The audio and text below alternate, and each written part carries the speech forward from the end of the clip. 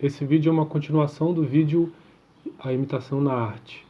E ele fala agora, o Benedito Nunes, o livro que eu estou seguindo, esse aqui, o Introdução à Filosofia da Arte, sobre a natureza e o belo natural. Então ele dá um salto. Antes a gente estava falando dos filósofos gregos da antiguidade, e agora ele dá um salto para o Renascimento, onde os artistas procuravam imitar a natureza no que ela tem de essencial e perfeito. Antes uma crítica à imitação, agora eles, de certa forma, estão convictos de que a imitação da natureza é algo muito válido, né? Então, partem da concepção de que a natureza é um todo vivo, animado, regido por leis. E colaboradores dessa ideia foram, por exemplo, Leonardo da Vinci, o Giordano Bruno, o Galileu Galilei e, bom, o Galileu Galilei, por exemplo, dizia que existia uma espécie de livro na natureza, onde estavam escritas onde as palavras eram como linguagens matemáticas e onde estavam escritas essas leis.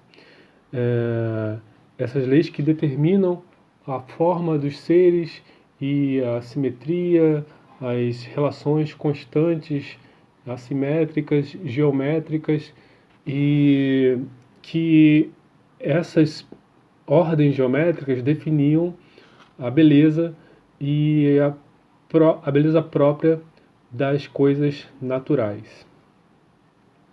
Então, no Renascimento, ocorreu essa mudança importante,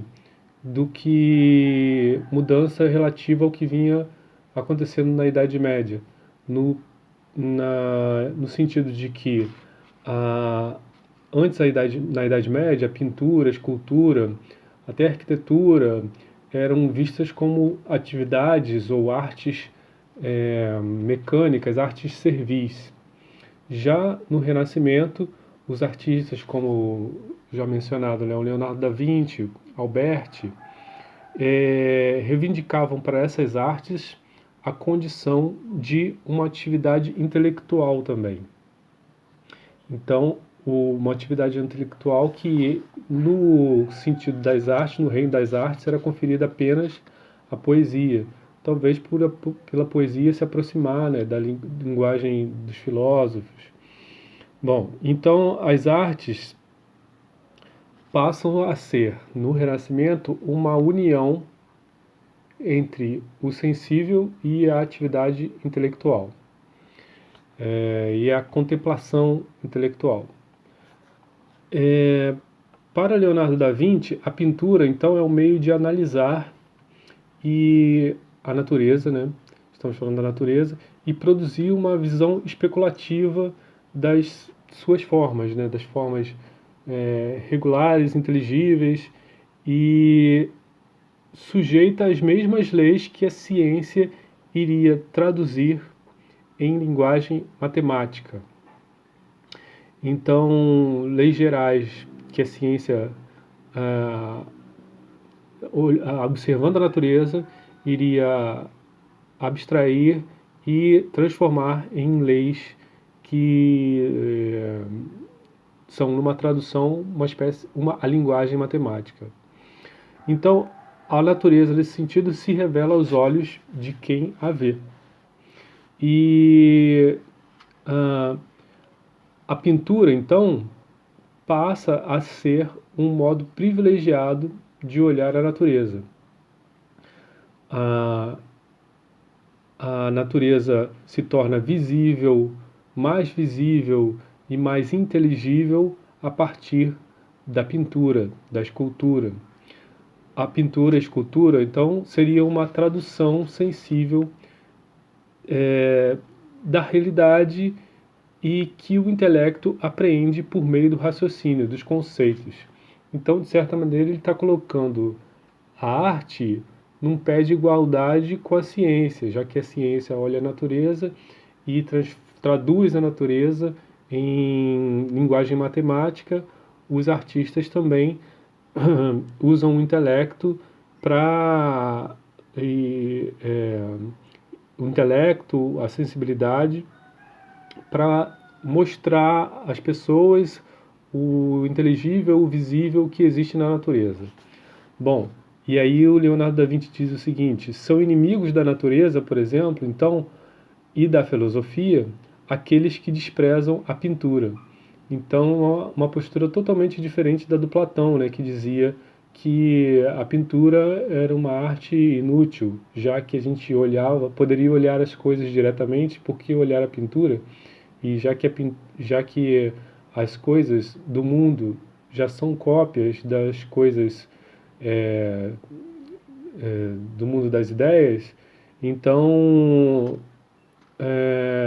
a pintura, escultura eram, por exemplo, tinham um valor nulo, né, praticamente. E o Leonardo da Vinci, então, no Renascimento, já diz o contrário, né? São inimigos da filosofia e da natureza aqueles que desprezam a pintura.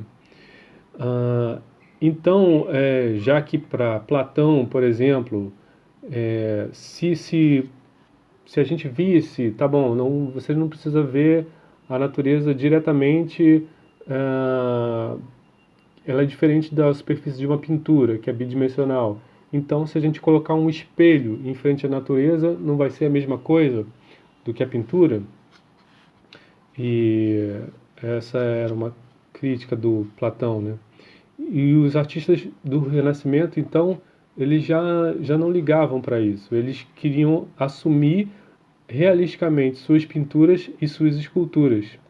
Nesse sentido do espelho, o Leonardo da Vinci diz até o seguinte, tem uma declaração dele aqui: o pintor deve ser universal, amar a solidão, considerar aquilo que vê e, raciocinando por si mesmo, escolher as partes mais perfeitas das coisas que vê. Há de fazer como o espelho, que reflete todas as cores que colocamos diante dele, parecendo converter-se numa segunda natureza.